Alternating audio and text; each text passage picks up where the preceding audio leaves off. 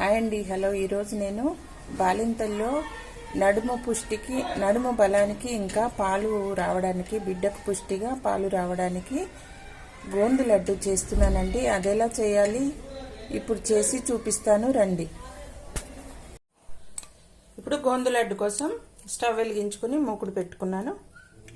చూడండి, ఈ బౌల్తో ఇంతవరకు గోందు తీసుకున్నాను. ఇదే కొలతతో గోధుమ పిండి, ఇదే కొలతతో షుగర్ కూడా తీసుకోవాలి.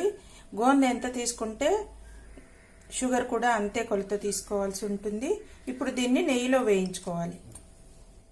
ఇప్పుడు కొంచెం కొంచెంగా నెయ్యి వేసుకుంటూ ఈ గోందు వేయించుకోవాలి. ఇది ఆవు నెయ్యి అండి. ఆవు నెయ్యి బాలింతలకు చాలా మంచిది, అందుకోసమని ఆవు నెయ్యి వేసుకుంటున్నాను. ఇది వేగితే జొన్న పేలలాగా చాలా చక్కగా అవుతుంది. చాలా ఈజీగా మెదుగుతుంది కూడా, చక్కగా పొంగుతాయి. ఇవి వడియాలు ఎలా పొంగుతాయో అలాగా, పాప్కార్న్ వడియాలు ఎలా పొంగుతాయో అలాగా చక్కగా పొంగి, చూసారా ఎలా పొంగుతున్నాయో. ఇది చెట్ల నుంచి వచ్చేటువంటి ఒక రకమైన బంక అండి. ఇది కలుపుతూ మాడకుండా జాగ్రత్తగా ఇలాగా వేయించుకోవాలి. చూసారు కదా ఏ విధంగా వేగుతుందో, చక్కగా వేగుతుంది. చాలా ఈజీగా మెదిగిపోతుంది. మిక్సీలో వేసినప్పుడు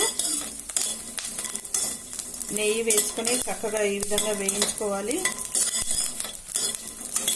బాలింతల్లో పాలు తక్కువగా ఉన్నప్పుడు ఇట్లాగా గోందు లడ్డు చేసుకొని తినడం వల్ల పాలు పడతాయి. అంతేకాదు, బాలింతల్లో కాల్షియం తగ్గిపోయి బొక్కలు బలం తగ్గిపోతుంది కదా, ఆ ప్రాబ్లం కూడా క్యూర్ అవుతుంది ఈ లడ్డు వల్ల. బోన్స్లో కాల్షియం కూడా పెరుగుతుందండి. ఇది కొంచెం లావుగా ఉంది, ఇంకా వేగట్లేదు. చక్కగా ఇలా వేయించుకోవాలి. చూసారు కదా ఏ విధంగా వేగిందో. చూడండి ఎట్లా వేగిపోతున్నాయో ఇవి.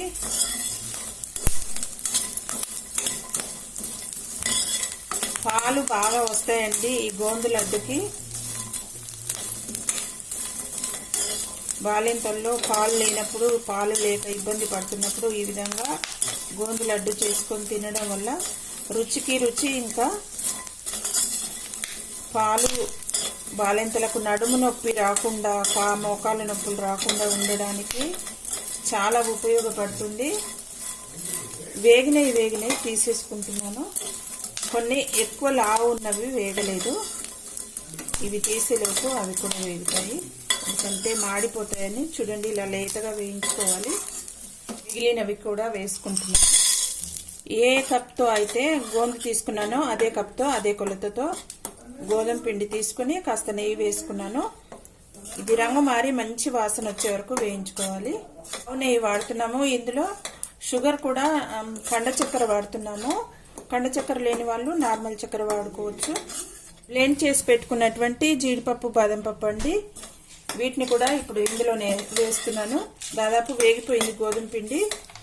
ఇవేం వేగన అవసరం లేదు, అందుకని కొంచెం లాస్ట్లో వేసుకుంటున్నాను.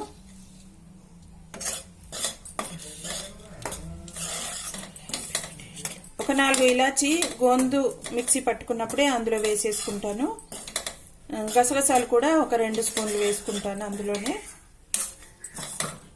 చూడండి, ఇది కండ చక్కెర. ఇది కూడా సమానమైన కొలత తీసుకున్నాను. ఇందులో ఇంకా వేసుకోవాల్సింది ఇలాచీలు, గసగసాలు అంతే. డ్రై ఫ్రూట్స్ కూడా వేసేసుకున్నాను కదా, గోందులో వేసుకుని మిక్సీ పట్టుకుంటాను. ఇప్పుడు షుగర్లో గోందులో వేసుకుని మిక్సీ పట్టుకుంటాను.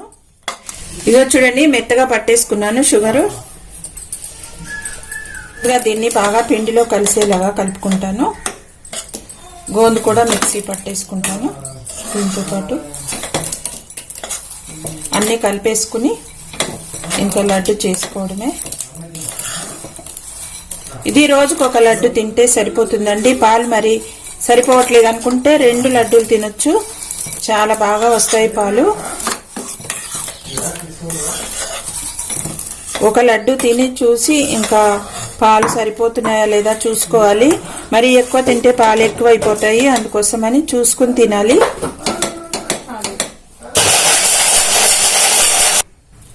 చూడండి, గోందు కూడా మిక్సీ పట్టేసుకున్నాను. మొత్తం ఇందులో కలిపి బాగా కలిసేలాగా కలుపుకోవాలి. డ్రై ఫ్రూట్స్ కూడా వేసేసుకున్నాం కదా, ఇప్పుడు వీటిని లడ్డూలు చుట్టుకోవడమే. చల్లారక ముందే లడ్డూలు చుట్టుకోవాలి, అప్పుడే బాగా వస్తాయి. ఒకవేళ లడ్డూలు చుట్టుకోవడం రాలేదంటే మరి కొంచెం నెయ్యి కలుపుకుని చుట్టుకోవచ్చు. ఇక చూడండి, ఈ విధంగా బాగా కలిసేలాగా కలుపుకోవాలి. షుగరు, గోధుమ పిండి, గోందు అన్నీ బాగా కలిసేలాగా. ఇక చూడండి, ఈ విధంగా లడ్డూలు తయారు చేసుకోవాల్సి ఉంటుంది. మోతాదుగా సున్నుండలు ఎలా చేసుకుంటామో ఆ విధంగా చేసుకోవాలి.